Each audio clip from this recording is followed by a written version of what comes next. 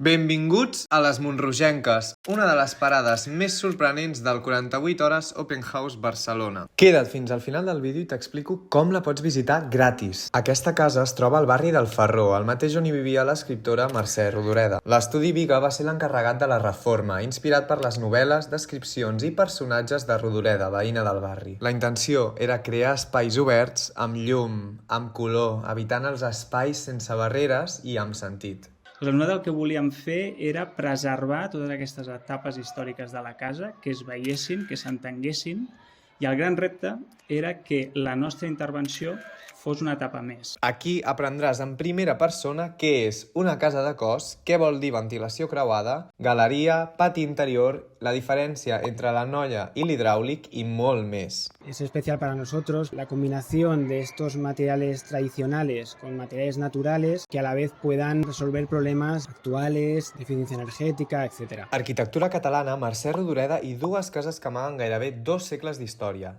Tot en una sola visita. Volíem que fos una casa viscuda, amb les noves maneres en què la gent vol viure avui dia.